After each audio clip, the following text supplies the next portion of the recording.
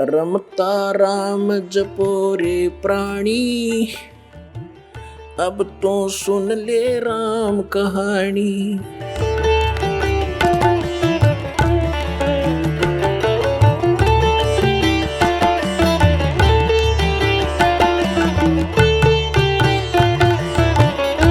तो जब धर्मदास जी को परमात्मा ने कहा कि भाई अभी ये मूल मंत्र और मूल ज्ञान, ये सार नाम अपने परिवार को भी मत बताना, अब धर्मदास जी को चिंता बनी। धर्मदास जी ने कहा, चिंता बनी कि हे भगवान, मेरे को आपने 42 वंश का आशीर्वाद दे दिया, क्योंकि धर्मदास जी एक अच्छी आत्मा थे, लेकिन संसार के व्यवहार में वो घनाग्रस्त था।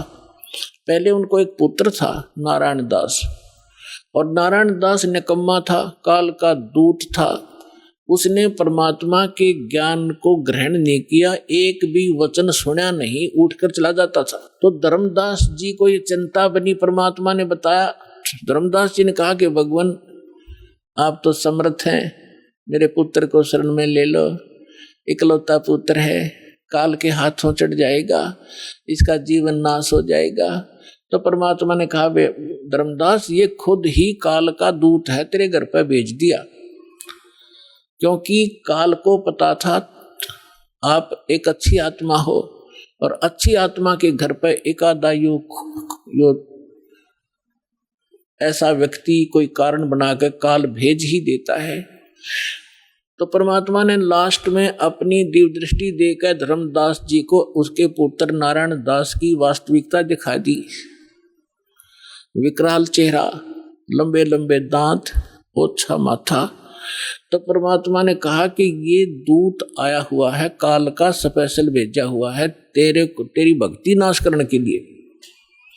इस बात से धर्मदास चिंतित हो गया कि हे भगवान, ये तो सचमुच, ये तो लड़के के कवर में मेरा दुश्मन बैठा है। फिर उसको चिंता हुई कि हे भगवान, 82 साल की उम्र होगी और अब क्या होगा, अरे ये तो काल का वंश चल गया मेरे से और पाप का भागी हो गया मैं। तो परमात्मा ने कहा कि ऐसे व्यक्ति का वंश नहीं चला करता। तो परमात्मा बोले, जी इसका नहीं चलेगा तो मेरा भी वंश नाश हो गया। हे भगवान, अब क्या होगा, मेरा क्या होगा, मेरा वंश कैसे चलेगा। तब परमेश्वर ने कहा कि तू चिंता ना करे, तेरे को 42 पीढ़ी दे दी मैंने, तेरा 42 पीढ़ी तक वंश चलेगा। तब धर्मदास जी कहने लगे, इस काल का वंश चलेगा भगवान, इससे अच्छा तो ना चले।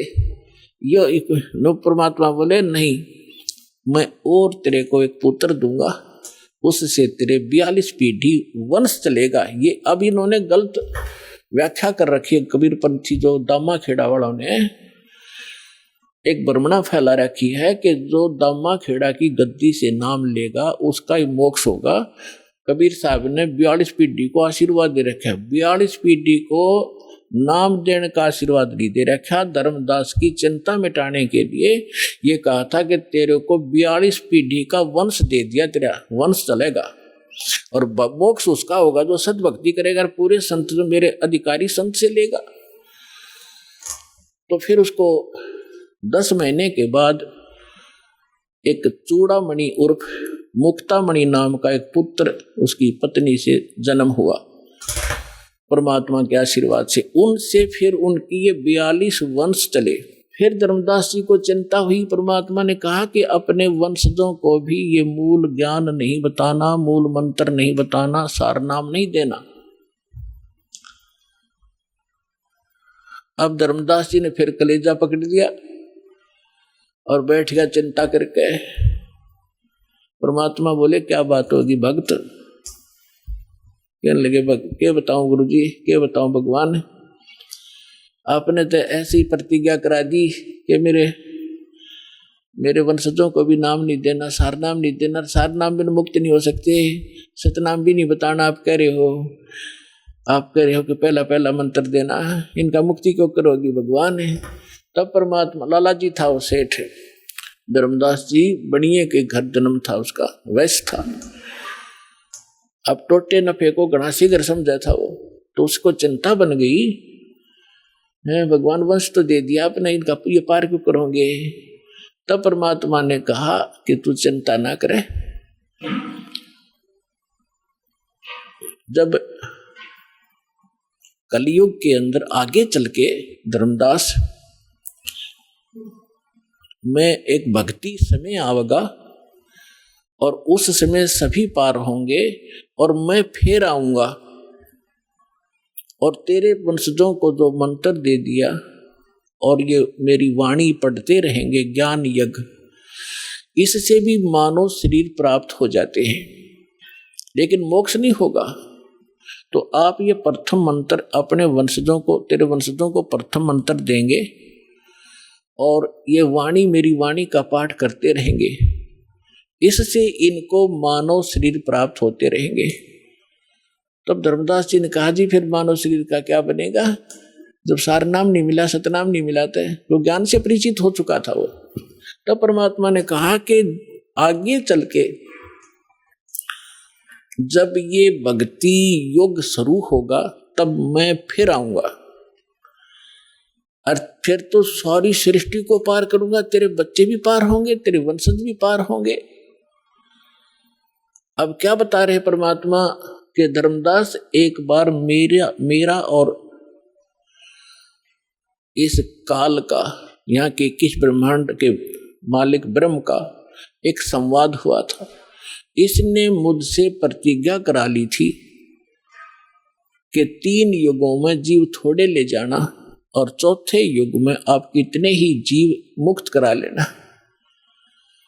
तो मैंने इसको तथा वस्तु कर दी थी, ठीक है जो तू कह रहा है वो मुझे स्वीकार है। तो फिर क्या बताया परमात्मा ने कहा कि फिर मैंने उससे कहा था कि जब चौथा युग, जब कलयुग आई तब हम अपना अंश पठाई। जब चौथा युग कलयुग शुरू होगा, कलयुग आवेगा, उस कलयुग की जो बिचली पीढ़ी होगी, बिचली पीढ़ी का समय बताया है परमात्मा ने कि कब ये भक्ति स्टार्ट होगी, बिचली पीढ़ी कहाँ से स्टार्ट होगी। जब कलयुग बीते 5500 पाचा तब ये वचन मेरा होगा साचा। तो कलयुग जो है 1900, जो 5505 कलयुग कब बीता है, सन 1997 से। और 1997 में इस दास को परमेश्वर कबीर जी प्राप्त मिले थे। उन्होंने कहा था कि अब ये सारनाम और सतनाम बेटा सार्वजनिक कर देना, मैं तेरे साथ रहूंगा, पूरा विश्व हमारे साथ होगा, सबका कल्याण करेंगे।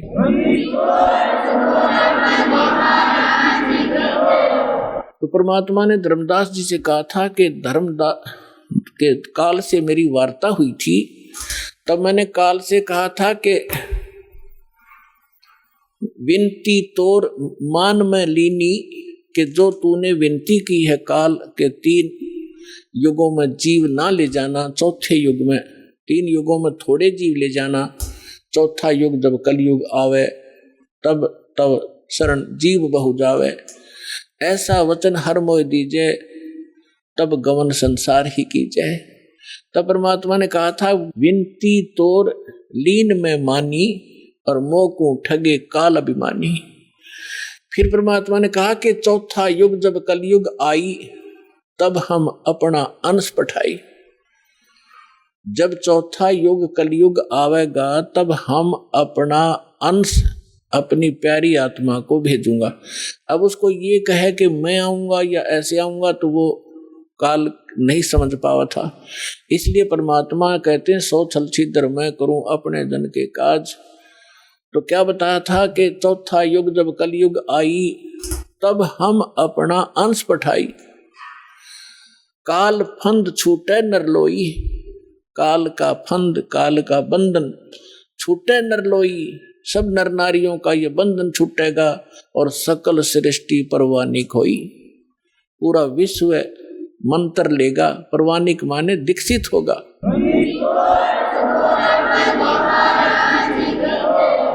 काल फंद छूटे नरलोई, सकल सृष्टि परवानिक होई।